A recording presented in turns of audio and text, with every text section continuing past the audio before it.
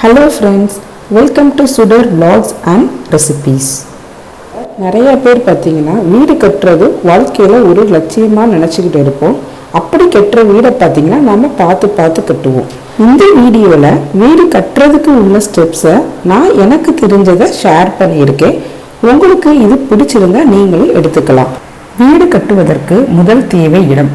உங்கள்கிட்ட இடம் இருக்கு, நான் வீடு இங்கே கட்ட போகிறேன் அப்படின்னு முடிவு பண்ணிட்டீங்கன்னா நீங்கள் முதல் பண்ண வேண்டிய வேலை பார்த்தீங்கன்னா சாயில் டெஸ்ட். உங்கள் இடத்துல கண்டிப்பாக ஒரு சாயில் டெஸ்ட் எடுத்துருங்க. இந்த சாயில் டெஸ்ட் எடுக்கிறது மூலமாக உங்களோட இடத்தினுடைய மண் வளம் உங்களுக்கு தெரியும். கீழே உங்கள் இடத்தோட கீழே பார்த்தீங்கன்னா ராக்குக்கும் உங்களுக்கும் அந்த மேலே உள்ள சாண்டோட லெவல் எவ்வளோ இருக்குது, ராக்கோட டிஸ்டன்ஸ் எவ்வளோ இருக்குது, நீங்கள் எவ்வளோ தூரம் பைல் இறக்கலாம், பீம் இறக்கலாம் அப்படிங்கிறதெல்லாம் இந்த சாயில் டெஸ்ட்டில் தெரிஞ்சிடும்.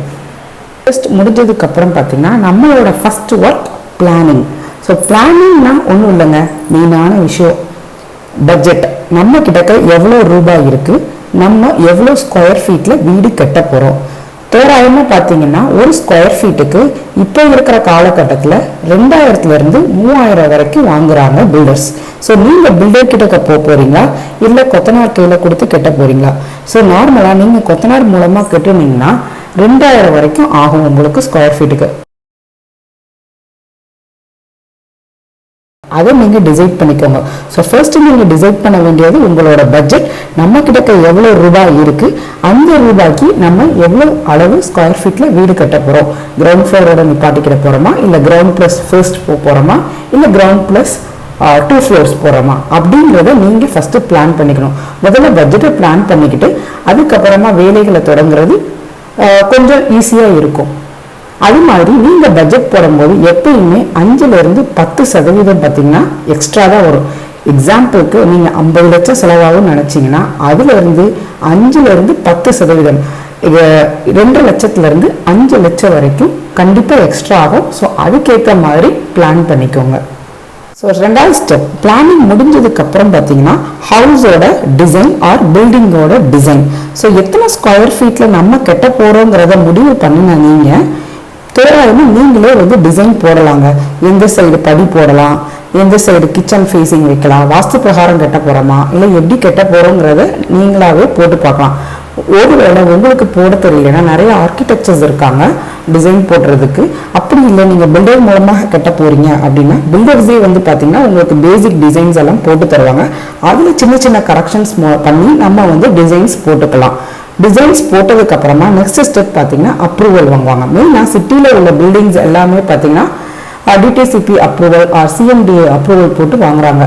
ரூரல் ஏரியாஸில் இருக்கிறவங்க கூட லோன் ப்ராசஸ் போகிறதா இருந்தால் நீங்களும் பில்டிங் பிளான் வாங்கிக்கிறது better. So building plan architecture மூலமாக நீங்கள் போடுறதா இருந்தால் உங்கள் பில்டிங்கில் பள்ளி எந்த அளவுக்கு கீழே இறக்க போகிறோம், உங்களோட பேஸ்மெண்ட் எவ்வளவு, உங்களோட பிளேத் பீமோட சைஸ் எவ்வளவு, இதெல்லாமே உங்கள் காலம் சைஸ் எவ்வளோ, இதெல்லாமே டீட்டெயிலாக அந்த டயக்ராம்லேயே எக்ஸ்பிளைன் பண்ணிடுவாங்க. இதோடவே சேர்ந்து எலிவேஷன் டயக்ராமும் வந்துடும். எலிவேஷன்னா உங்களோட ஒரு வீடோட ஃப்ரண்ட் லுக், அதுவும் அவங்களே போட்டு தந்துடுவாங்க. ஸோ பில்டிங் பிளான் டிசைன் முடிஞ்சதுக்கு அப்புறமா அப்ரூவல் ப்ராசஸ். பில்டிங் கட்ட ஸ்டார்ட் பண்ணலாம். ஸோ பில்டிங் கட்ட ஸ்டார்ட் பண்ணுறப்போ நீங்கள் பார்க்க வேண்டியது என்னன்னா மெட்டீரியல் செலக்ஷன். மெட்டீரியல்னா பில்டிங் கட்டுவதற்கு தேவையான பொருள். ஸோ ஒரு பில்டிங் கட்டுறதுக்கு தேவையான பொருள் என்ன? செங்கல், மணல். ஸோ இப்போ பார்த்தீங்கன்னா செங்கலுக்கு பதிலாக ஹாலோ பிளாக்ஸ்னு யூஸ் பண்ணுறாங்க. ஸோ நீங்கள் உங்களோட பில்டிங்கில் அல்லது வீட்டில் ஹாலோ பிளாக்ஸ் யூஸ் பண்ண போகிறீங்களா இல்லை செங்கல் யூஸ் பண்ணுறீங்களா? செங்கல்லே பார்த்தீங்கன்னா நிறைய வகை இருக்குங்க. இப்போ வயர்டு பிளாக்ஸ் வந்துருக்குது செங்கல்லே பார்த்தீங்கன்னா. ஸோ எந்த வகையான செங்கல் யூஸ் பண்ண போகிறோம்? தென் சாண்டில் பார்த்தீங்கன்னா 2 விதம் இருக்குது. ஒன்று ஆற்று மணல், இன்னொன்று எம் சாண்ட். இப்போ பார்த்தீங்கன்னா ஆற்று மணல் கிடைக்கிறது கொஞ்சம் கஷ்டமாக இருக்குது. ஸோ நிறைய பில்டிங்கில் பார்த்தீங்கன்னா எம் சாண்ட் தான் யூஸ் பண்ணுறாங்க. ஸோ நீங்கள் உங்களோட வீட்டுக்கு என்ன வகையான செங்கல் யூஸ் பண்ண போகிறீங்க, கல் என்ன வகையான கல் யூஸ் பண்ண போறீங்க, என்ன வகையான மணல் யூஸ் பண்ண போறீங்க, கம்பிகளோட தரை எந்த மாதிரி யூஸ் பண்ண போறீங்க, இதெல்லாம் பார்த்துக்கிட போறது தான் மெட்டீரியல் செலக்ஷன். ஸோ அதுக்கப்புறமா பூச்சி வேலை ஒன்று நடக்கும். ஸோ பூச்சி பார்த்தீங்கன்னா முந்தி சிமெண்ட் தான் பிளாஸ்டரிங் பண்ணிக்கிட்டு இருந்தோம். இப்போ பார்த்தீங்கன்னா ஜிப்சம் பிளாஸ்டரிங் பண்ணுறாங்க. ஜிப்சம் பிளாஸ்டரிங்னா ஒன்றும் இல்லைங்க, சுண்ணாம்பு பூச்சி. ஸோ நீங்கள் உங்களோட வீட்டுக்கு சுண்ணாம்பு பூச்சி பூச போகிறீங்களா இல்லாட்டி சிமெண்ட் பூச்சி பூச போகிறீங்களா, இது எல்லாமே நீங்கள் வந்து இந்த ஸ்டேஜில் முடிவு பண்ணிடணும். மெட்டீரியல்ஸ் எல்லாம் முடிவு பண்ணினதுக்கு அப்புறமா நம்ம வந்து வேலையை ஸ்டார்ட் பண்ணிடலாம். ஸோ ஃபஸ்ட்டு பார்த்தீங்கன்னா டைல் ஃபவுண்டேஷன் போடுவாங்க. பேஸ்மெண்ட், செப்டி டேங்க், சம்ப், இப்படி ஒவ்வொன்றா கொஞ்சம் கொஞ்சமாக நம்ம கட்டடம் பார்த்திங்கன்னா எழுந்து வரும். இந்த மாதிரி நம்ம கட்டடம் எழுந்து வர்றதுக்கு பார்த்திங்கன்னா 5 to 8 மாதங்கள் வரைக்கும் ஆகும். ஸோ இந்த மாதிரி செங்கல் வேலைகள் முடிஞ்சு பூச்சி வேலை ஆரம்பிக்கிறதுக்கு முன்னாடி பார்த்திங்கன்னா electrical and plumbing work start பண்ணுவாங்க. நம்ம வீட்டுக்கு தேவையான எலக்ட்ரிக்கல் லைன் கனெக்ஷன்ஸ் அண்ட் பிளம்பிங்னா வாட்டர் எங்கெங்கெல்லாம் தண்ணி தேவைப்படுதோ அந்த இடத்துக்கு கனெக்ஷன் கொடுக்குற வேலைகளெல்லாம் பார்த்திங்கன்னா எலக்ட்ரிக்கல் அண்ட் பிளம்பிங் ஒர்க்னு சொல்லுவாங்க. அதை வந்து எலக்ட்ரீஷியன் அண்ட் பிளம்பர் வந்து ஸ்டார்ட் பண்ணிடுவாங்க. பூச்சி வேலை தொடங்குறதுக்கு முன்னாடியே இது எல்லாமே ஸ்டார்ட் பண்ணிடுவாங்க. எலக்ட்ரிக்கல் அண்ட் பிளம்பிங் ஒர்க் முடிஞ்சதுக்கு அப்புறமா பூச்சி வேலை முடிஞ்சதுக்கப்புறம் the last step interior designing. So interior டிசைனிங்கில் தான் உங்கள் வீட்டோட வெளி தோற்றம் எப்படி இருக்குது, உங்கள் வீட்டை நீங்கள் எப்படி அளவுபடுத்தி காட்ட போகிறீங்க, அதுதான் இன்டீரியர் டிசைனிங். எடுத்துக்காட்டுக்கு ஒரு டோரை வந்து ஒரு வெளியில் உள்ள டோரை நார்மலாக போடாமல் அதில் ஒரு சின்ன சின்ன கார்விங் பண்ணலாம். ஸோ உங்களோட பட்ஜெட்டுக்கு தகுந்த மாதிரி நம்மளோட வீட்டை நாம் அளவுபடுத்திக்கலாம். இன்டீரியர்ஸ் தான் யூஸ் பண்ணணும்னு இல்லைங்க, கடப்பாக்கல் மூலமாக கூட நம்மளுடைய தேவைகளை நம்ம வீட்டுக்கு அழகாக பூர்த்தி பண்ணிக்கலாம். அப்படி இல்லைன்னா நிறைய இன்டீரியர்ஸ் இருக்காங்க. ஸோ அந்த இன்டீரியர்ஸ் மூலமாக நம்மளோட வீட்டுக்குள்ளே உள்ள ஃபினிஷிங்கை நாம் பூர்த்தி பண்ணிக்கலாம். மாடுலர் கிச்சன்லேருந்து வார்ட்ரோப், பூஜை ரூம் எல்லாமே பண்ணித்தரதுக்கு ஸோ இன்டீரியர்ஸ் இருக்கிறாங்க. அவங்கள வச்சு கூட நாம் பண்ணிக்கலாம்.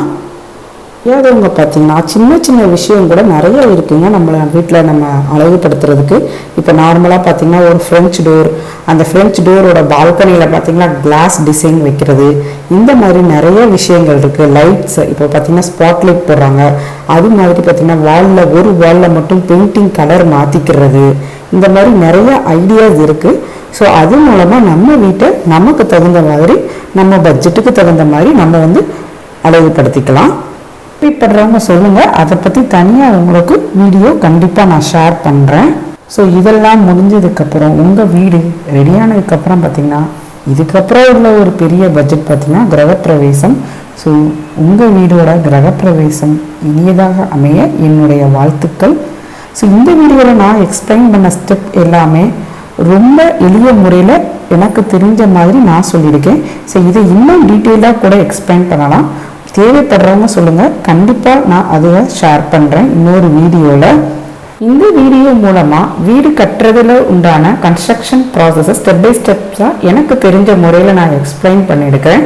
இந்த வீடியோ உங்களுக்கு பிடிச்சிருந்தா லைக் பண்ணுங்கள் அண்ட் சப்ஸ்கிரைப் பண்ணுங்கள். உங்களுக்கு இது சம்மந்தப்பட்ட கேள்விகள் ஏதாவது இருந்தால் மறக்காமல் கமெண்ட் பண்ணுங்கள். எனக்கு தெரிஞ்ச முறை நான் கண்டிப்பாக ஷேர் பண்ணுறேன். இன்னொரு இன்ட்ரெஸ்டிங்கான வீடியோவில் நான் உங்களை மீட் பண்ணுறேன்.